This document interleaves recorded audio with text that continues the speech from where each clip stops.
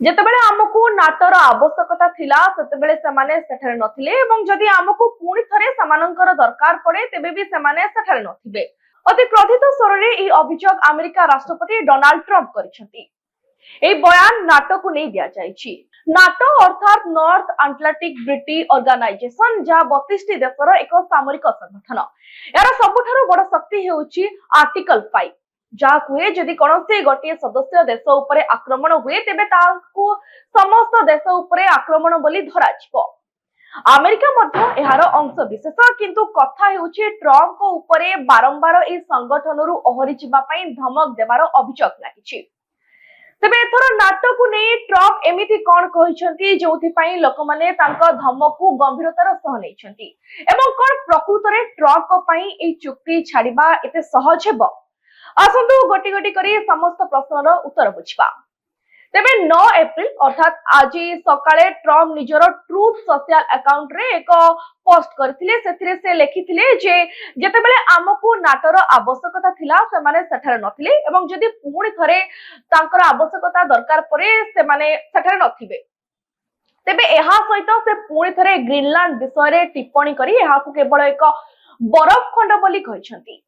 Trump ପୂର୍ବରୁ ମଧ୍ୟ Denmark ନିୟନ୍ତ୍ରଣରେ ଥିବା ଗ୍ରୀନଲ୍ୟାଣ୍ଡକୁ ନିଜ କବ୍ଜାକୁ ନେବା ପାଇଁ ଇଚ୍ଛା ପ୍ରକାଶ କରିଥିଲେ, ଯାହାକୁ ନେଇ ୟୁରୋପୀୟ ଦେଶଗୁଡ଼ିକ ଚିନ୍ତା ପ୍ରକଟ କରିଥିଲେ। ତେବେ ଟ୍ରମ୍ପ ହଠାତ୍ ଏହି ବୟାନ ଦେଇନାହାନ୍ତି। ଏହା ପଛରେ ପ୍ରକୃତ କାରଣ ହେଉଛି ନାଟୋ ସେକ୍ରେଟାରୀ ଜେନେରାଲ ମାର୍କ ରୁଟେଙ୍କ ସହ ଟ୍ରମ୍ପଙ୍କ ଏକ ବୈଠକ। ତେବେ ଆଶା କରାଯାଉଥିଲା କି ଏହି ବୈଠକ ମାଧ୍ୟମରେ ଷ୍ଟ୍ରେଟ୍ ଅଫ୍ ହର୍ମୁଜକୁ ପୁଣି ଖୋଲିବା ଏବଂ ଇରାନ ଯୁଦ୍ଧରେ ନାଟୋ ପକ୍ଷରୁ ସହଯୋଗ ନ ମିଳିବା କାରଣରୁ ଟ୍ରମ୍ପଙ୍କ କ୍ରୋଧକୁ ଶାନ୍ତ କରାଯାଇପାରିବ। କିନ୍ତୁ ଟ୍ରମ୍ପଙ୍କ ଯୁକ୍ତି ହେଉଛି ଯେତେବେଳେ ଇରାନ ପ୍ରଭାବଶାଳୀ ଭାବେ ଷ୍ଟ୍ରେଟ୍ ଅଫ୍ ହର୍ମୁଜକୁ ବନ୍ଦ କରିଦେଲା ଏବଂ ଗ୍ୟାସ ଦର ଆକାଶ ଛୁଆଁ ହେଲା, ସେତେବେଳେ ନାଟୋ ସଦସ୍ୟ ଦେଶଗୁଡ଼ିକ ଟ୍ରମ୍ପଙ୍କ ସାହାଯ୍ୟ ଅପିଲକୁ ଅଣଦେଖା କରିଥିଲେ। ନାଟୋ ଛାଡିବା କଣ ସହଜ ହେବ ଟ୍ରମ୍ପଙ୍କ ପାଇଁ?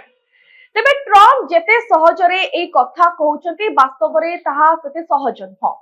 ଆମେରିକୀୟ ସଂସଦ 2024ରେ ଏକ ଆଇନ ପାରିତ କରିଥିଲା, ଯାହା କୌଣସି ବି ରାଷ୍ଟ୍ରପତିଙ୍କୁ ସଂସଦର ଅନୁମତି ବିନା ନାଟୋରୁ ବାହାରିବାକୁ ରୋକିଥାଏ। ତେବେ ଆଶ୍ଚର୍ଯ୍ୟର କଥା ହେଉଛି ଯେତେବେଳେ ଏହି ଆଇନ ପାସ୍ ହୋଇଥିଲା ଟ୍ରମ୍ପଙ୍କ ବର୍ତ୍ତମାନର ବିଦେଶ ମନ୍ତ୍ରୀ ମାର୍କୋ ରୁବିଓ ଫ୍ଲୋରିଡାର ସେନେଟର ଥିଲେ। ଏହାକୁ ଜୋରଦାର ସମର୍ଥନ ମଧ୍ୟ ସେ କରିଥିଲେ ସେ ସମୟରେ। ଗତ ଏକ ବର୍ଷ ମଧ୍ୟରେ ଟ୍ରମ୍ପ ଏବଂ ନାଟୋ ମଧ୍ୟରେ ସମ୍ପର୍କ କେତେବେଳେ ପିତା ତ କେତେବେଳେ ମିଠା ରହିଛି। ତେବେ ରୁଷ ବିରୋଧରେ ଯୁଦ୍ଧରେ ଆମେରିକା ୟୁକ୍ରେନକୁ ଯେଉଁ ସାମରିକ ସହାୟତା ଦେଇଥିଲା ସେଥିରେ ନାଟୋ ଅଭିଯୋଗ ରଖିଛି। ସ୍ପେନ ଏବଂ ଫ୍ରାନ୍ସ ଭଳି ଦେଶ ଇରାନ ଯୁଦ୍ଧ ସମୟରେ ଆମେରିକାକୁ ନିଜର ଆକାଶ ମାର୍ଗ କିମ୍ବା ସାମରିକ ସୁବିଧା ବ୍ୟବହାର କରିବାକୁ ଅନୁମତି ଦେଇନଥିଲେ। ଟ୍ରମ୍ପ ସବୁବେଳେ କୁହନ୍ତି ଯେ ଯେଉଁ ଦେଶଗୁଡ଼ିକ ନିଜ ସାମରିକ ବଜେଟ୍ ପାଇଁ ଯଥେଷ୍ଟ ଖର୍ଚ୍ଚ କରୁନାହାନ୍ତି ସେମାନଙ୍କ ସାଥ ଆମେରିକା ଛାଡ଼ିଦେବ। ଏବେ ଦେଖିବାକୁ ବାକି ରହିଲା କି ଟ୍ରମ୍ପ ସତରେ ନାଟୋ ଛାଡୁଛନ୍ତି ନା ଏହା କେବଳ ଏକ ଧମକ ହୋଇ ରହିଯାଉଛି। ଏ ସମ୍ପର୍କିତ ଅଧିକ ଅପଡେଟ୍ ପାଇଁ ନ୍ୟୁଜରୁମ୍ ସହ କନେକ୍ଟ ହୋଇ ରୁହନ୍ତୁ। ଆମ ଚ୍ୟାନେଲକୁ ଲାଇକ୍, ସେୟାର, ସବସ୍କ୍ରାଇବ କରନ୍ତୁ।